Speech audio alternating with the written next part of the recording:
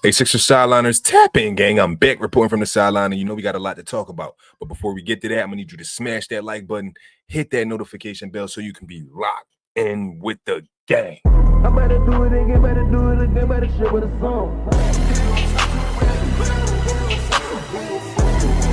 Now, look, y'all, let's get right to it, man. All right, we already know that we lost to the Bulls 113, 111.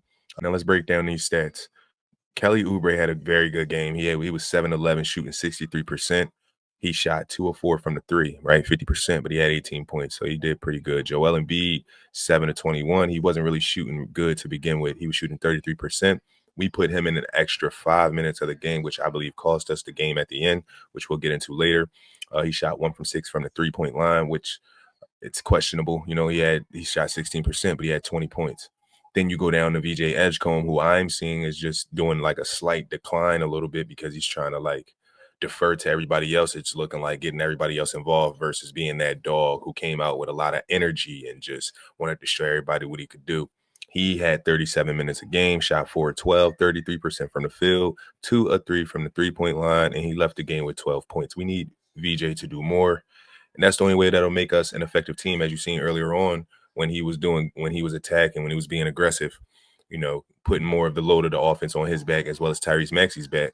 Because as I said earlier, and as I've always said, they shot the same percentages, the same amount of shots. They're always shooting identical in numbers. But, you know, he's taking a dip because he's getting other people involved.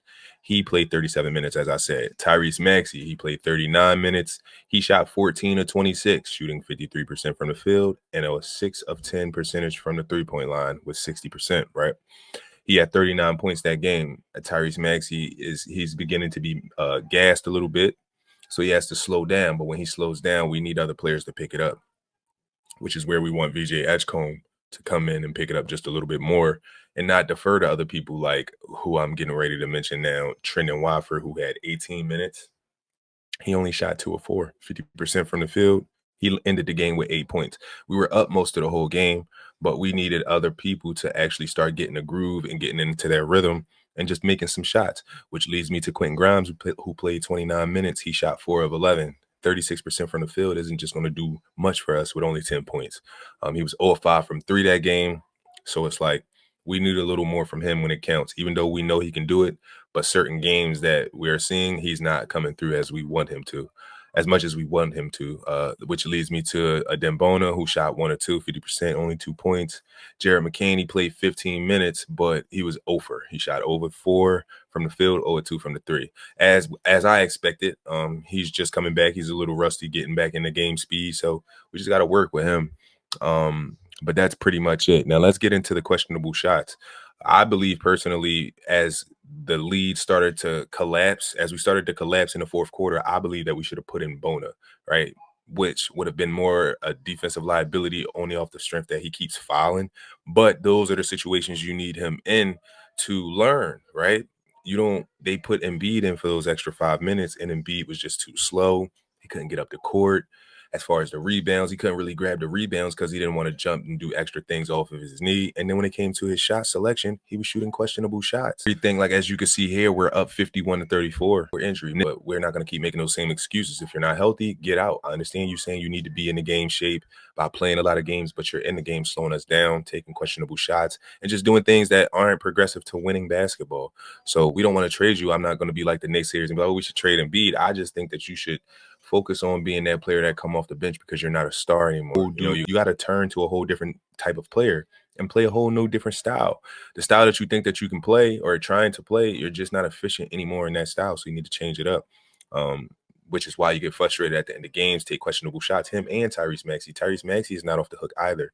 Tyrese Maxey does this thing where he likes to penetrate in the paint, and instead of trying to attack and finish, he would prefer getting to the line and draw a foul, which ultimately is not working for him in his career. So he needs to figure out how he wants to adjust to that, the style of how he wants to play. But if they're not giving him the James Harden calls, he needs to get stronger and finish through contact now. Force them to, It's damn near about to be fourth quarter. They're getting steals. They're getting fast break points, putbacks, rebounds. They're just fighting harder than us because we have 3 guards in. You know, they're extra taller than we are, and we're just getting out rebounded because we're playing this 3-guard lineup, which in some cases it worked, but in other cases when there are teams with actual 4s and guys who are about 6'10" or 6'9" and up, and they're on the floor against our 6'3" guards, the tallest guard we got is VJ at 6'5". Like, we're not gonna get any rebounds, guys, even though they are rebounding guards. Like, what are we doing?